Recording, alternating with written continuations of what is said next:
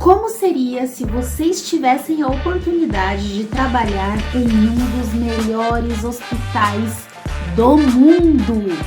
Recentemente eu participei do processo da Burlitz, que é a entrevista com o pessoal da Charité, e no vídeo de hoje eu quero compartilhar com vocês como foi a minha experiência em cada etapa.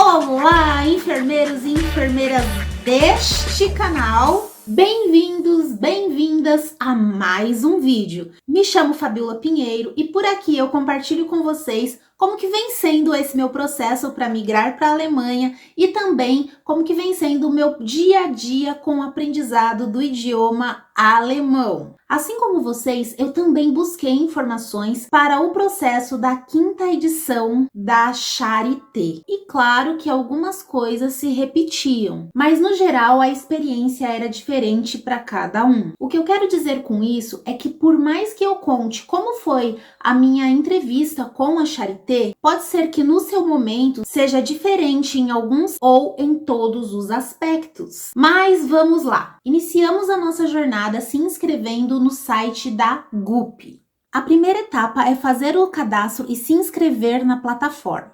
Lá a gente precisa preencher alguns dados e criar o nosso currículo básico. E se atendermos o perfil inicial, vamos para a próxima etapa. Essa etapa consiste em enviarmos as documentações e o currículo no formato Europass. Nesse ponto, os candidatos tendem a sentir muita dificuldade, pois os documentos devem ser anexados em um único arquivo e o currículo deve ser enviado em alemão. Mas calma, eu vou explicar para vocês como fazer de um jeito fácil e rápido. Tem duas formas de fazer o currículo. Após fazer o cadastro lá no site da GUP e passar para a segunda etapa, que é a análise das documentações, a gente recebe um e-mail solicitando que a gente envie as documentações anexas lá no site da GUP e também o currículo no formato Europass em alemão. Aí a gente recebe um modelo em português de como fazer. Então a primeira opção é pegar esse modelo que está em português,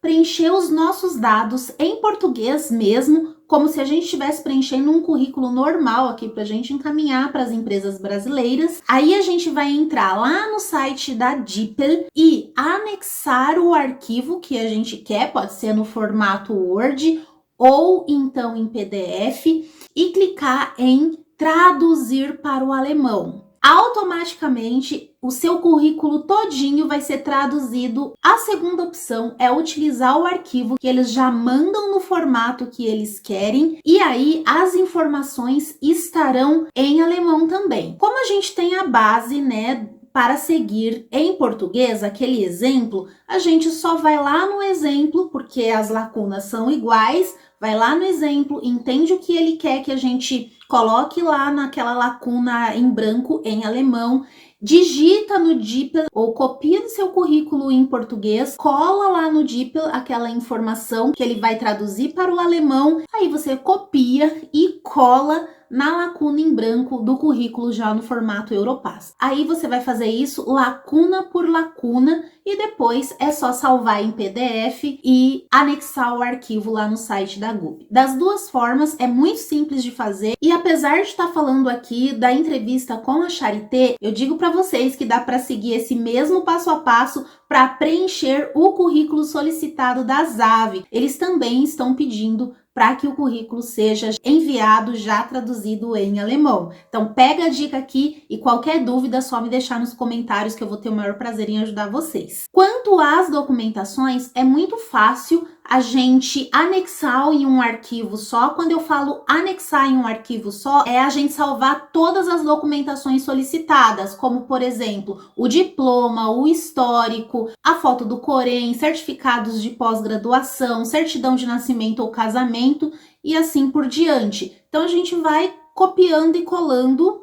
certo? Num arquivo só, pode ser no Word, que é uma forma de fazer, ou então usar o que a gente já tem disponível como aplicativo de celular, o scanner. Quando a gente utiliza o scanner, a gente escolhe a função documento e várias páginas. Aí é só tirar a foto dos documentos um a um que ele vai salvando em um único arquivo. Depois é só vocês salvar em PDF e anexar lá no site da GUP, certo? De toda forma, não esqueçam de salvar em PDF. E se aquela parte do scanner ou até mesmo do site da DeepL te incomodar, é só você fazer um recorte no próprio Word, copia e cola aquele documento, vai em edição e faz um recorte da marca d'água do aplicativo ou do site que você estava utilizando. Muito, muito fácil. E lá vai outra dica para quem precisa tirar foto e anexar no currículo. É só vocês tirarem uma foto que seja de acordo com o perfil que o empregador busca. E aí vocês vão usar um site também que não precisa ser baixado, tá? Você digita no Google o nome do site, remove fundo, vai abrir para clique aqui ou faça o upload, ou então copia e cole para começar a tirar o fundo da sua imagem, tá?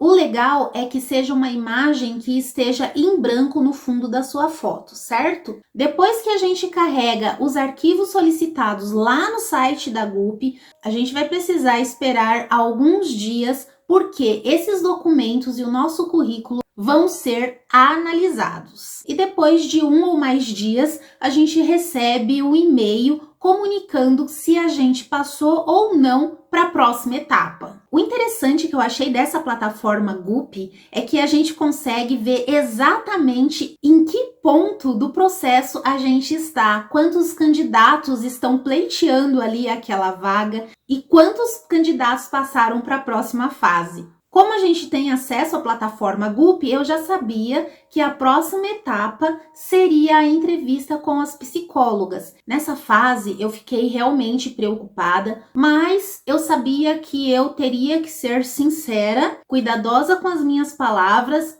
mas eu optei por contar tudo e foi meio que um de frente com o Fabi, sabe? A entrevista com as psicólogas durou aproximadamente aí uns 45 minutos ou mais, eu não lembro ao certo. E cada dia tinha um grupo de pessoas, eu também não lembro mais ou menos quantas pessoas eram no meu grupo. E quem não participou desta etapa foi automaticamente desclassificado. E, gente, e por mais que eu tomasse cuidado com o que eu falava, sabe? Elas acabaram perguntando por que eu voltei da Alemanha e eu tive que contar e eu achei que foi melhor. Mesmo porque, né, gente, já houve casos em que eu participei de entrevista que o recrutador estava com o meu perfil das redes sociais aberto, que havia acompanhado minha trajetória aqui pelo YouTube. Então, assim, toda essa minha história é um livro aberto para qualquer recrutador que queira acompanhar, não é mesmo? E a nossa entrevista foi muito dinâmica, nós falamos sobre as expectativas, sobre os familiares, onde a gente morava, experiência profissional, quantos anos nós tínhamos, se tínhamos filhos, se eles eram de idade escolar. E importante, se você tem filho em idade escolar, você tem que deixar muito claro que essa criança tem uma rede de apoio, que você tem uma rede de apoio para que durante esse processo a criança não sofra pela sua ausência no futuro, né? Porque leva um tempo para fazer a reunião familiar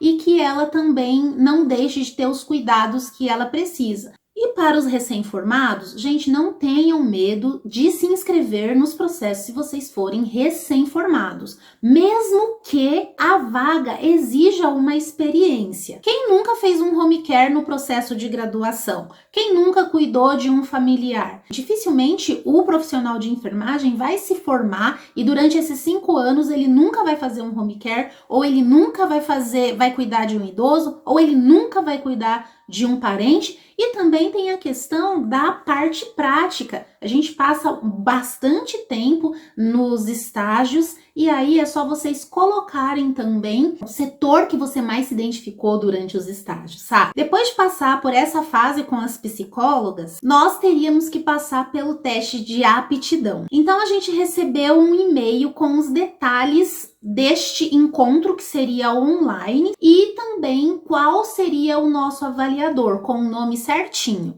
No dia deste encontro online, desse teste de aptidão, o funcionário da Birds fez ali um resuminho de como seria o processo, se eu entendia a função do enfermeiro na Alemanha, as diferenças do enfermeiro para o Brasil, do enfermeiro para a Alemanha, o valor da bolsa, se a bolsa era suficiente, como eu estava me virando naquele momento, já que eu havia dito que eu não estava trabalhando. Em seguida, ele faz o teste de aptidão, mas calma, na maioria dos processos eles não exigem conhecimento de alemão, e quando exigem, eles deixam claro isso no edital. Então, no caso da Berlitz, nessa quinta edição, para trabalhar na Charité, não foi exigido nível algum, conhecimento algum do idioma alemão. Mas, partindo do pressuposto de que a gente tem um pré-conhecimento, seja de A1, de A2, de B1, não importa, ele vai querer saber ali o quanto a gente entende do idioma. E ele perguntou algumas palavras em português e se eu saberia dizer aquelas palavras em alemão, o sinônimo em alemão. Gente, às vezes eu não sabia a palavra nem em português, quanto mais o alemão. Ou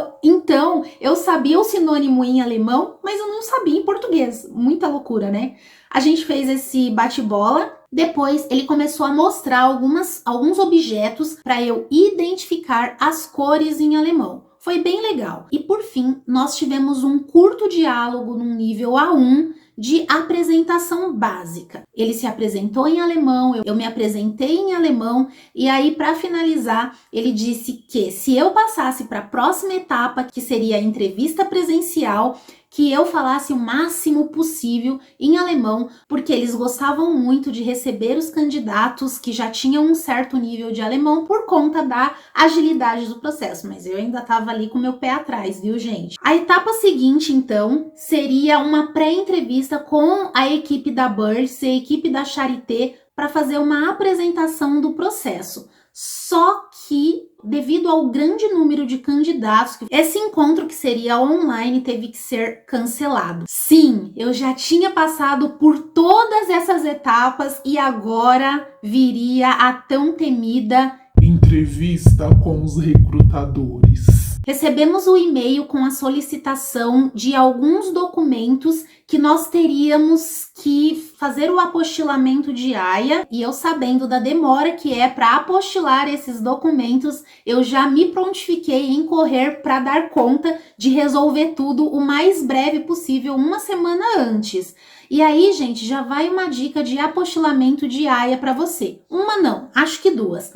A primeira é que, se você se formou em uma outra cidade ou em um outro estado, o que eu descobri no cartório recentemente é que a gente pode pedir para um familiar, não precisa ser nem a gente, para autenticar a assinatura desse reitor. E se você não sabe como achar o cartório, é só ligar na faculdade que eles informam para você onde o seu reitor, diretor da faculdade, tem assinatura vigente. Se o diretor ou reitor já for falecido, gente, eu não faço a menor ideia de como fazer, mas se vocês souberem dessa informação, por favor, deixem aqui nos comentários para a gente ajudar os colegas que pode ter dúvida com essa questão também. Você pode mandar via Sedex o seu documento para esse familiar. O seu familiar vai levar no cartório que você já descobriu onde o seu reitor tem assinatura reconhecida, vai pedir para aquele documento ser reconhecido, seu familiar vai mandar novamente para você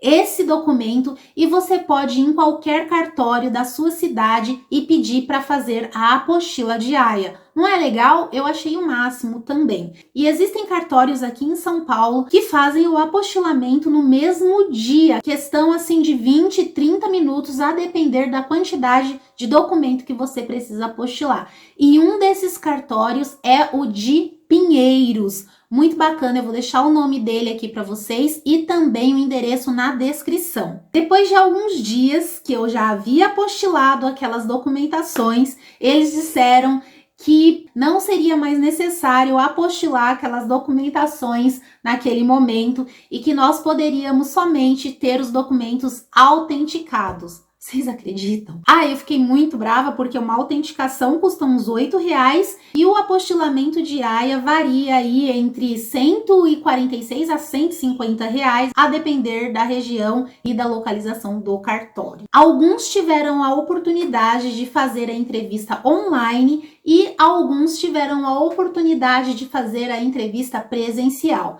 Eu fui presencial porque eu moro próximo à sede da Burlitz. Cheguei na Burlitz e tive a oportunidade de conhecer alguns de vocês que me seguem aqui no canal, pessoas que eu tive a oportunidade de ajudar, que também já me ajudaram, e foi muito maravilhoso poder conhecer vocês. Gente, como eu queria falar em alemão, eu fiz um roteiro e estudei ele o mês inteiro. Um roteiro básico de apresentação, de coisas que eu queria falar. Também deixei algumas perguntas ali sobre o que eu havia pesquisado para o setor de cardiologia, que é o que me interessa, sobre o complexo que está sendo construído, todo voltado para cardiologia. Então, sim, pesquisei muito a respeito e na hora da entrevista eu pude colocar que eu havia pesquisado e o meu interesse. Mas chegando na recepção, a gente recebe uma ficha para a gente preencher, ela está em alemão, porém um funcionário da Burlitz dá uma cópia com orientações de onde a gente precisa ticar e explica o que está descrito em cada página.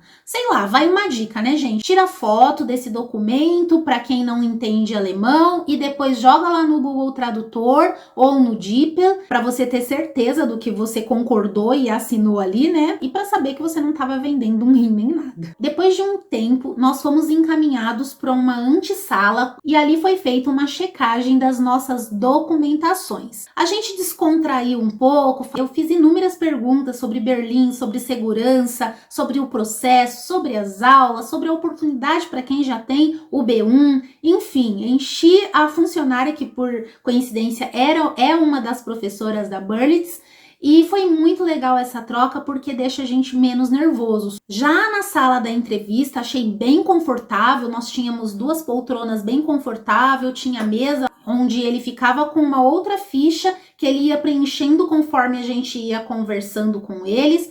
Na minha entrevista estava um dos recrutadores da Charité e um tradutor. Então, assim, se você não sabe alemão, não se desespere, porque o tradutor foi extremamente simpático, o próprio recrutador também foi extremamente simpático. Eles pediram para tirar uma foto nossa, mas calma. Se não for solicitado essa foto para você, não se preocupe, não é desclassificatório. Muitas pessoas tiraram, outras pessoas não tiraram. E o que eles disseram pra gente é que naquele momento a equipe toda da Charité não estava reunida e que eles precisariam lembrar das pessoas depois para poder passar o que eles tinham conversado de cada entrevista. Então não entre em pânico, certo? As entrevistas elas podem acontecer em dupla ou até em mais candidatos, mas no geral são bem tranquilas. Então eu comecei a me apresentar, fiz toda a minha apresentação em alemão, falei o máximo que eu pude em alemão e a entrevista e as perguntas foram conduzidas de acordo com as nossas experiências. Eu digo nossas porque a minha entrevista foi em dupla. Nos casos de outros participantes, eu soube depois que eles fizeram algumas perguntas diferentes, como por exemplo, por que você quer ir morar na Alemanha? Qual o nome do último livro que você leu? O que a sua filha falaria se ela estivesse aqui com você na entrevista? Por que devemos contratar você? Em quem você se espelha? Por que eu devo contratar a sua colega? Por que alemão e não chinês? Se a gente tem algum conhecimento de alemão, eles vão perguntar onde a gente aprendeu alemão, se a gente tem certificado, onde a gente tirou aquele certificado de alemão. E eu pude perceber que as perguntas, elas não são fixas para todos os candidatos, elas são conduzidas de acordo com o candidato. Então, se preparem para o básico, façam a lição de casa. Não tenham medo de ser sinceros, mas se preparem para perguntas óbvias, como por exemplo, falar sobre sua família, sobre a sua experiência, sobre os filhos, sobre as expectativas, como você se vê daqui a tantos anos. E fazer a lição de casa é pesquisar sobre a empresa, pesquisar sobre o setor que você almeja, as inovações que aquele hospital pelo qual você está buscando a vaga realizou, as conquistas, sobre a cidade que futuramente você vai morar, sobre os habitantes daquela cidade, sobre a cultura. E por fim, crie perguntas que demonstrem o seu interesse pela vaga, perguntas que demonstrem o interesse do seu crescimento profissional no futuro. E já tem vídeo falando sobre o meu processo com a Zave desde o início.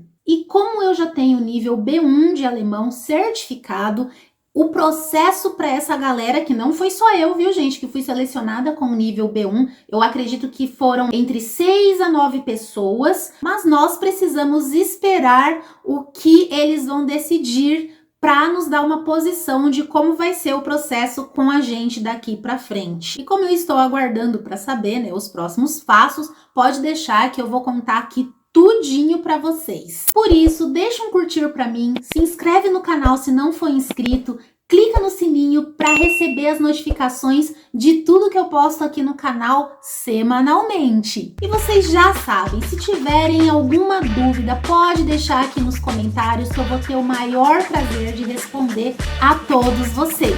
Eu espero muito que vocês tenham gostado deste conteúdo, que tenha feito sentido para vocês, e eu espero vocês no próximo vídeo. Tchau!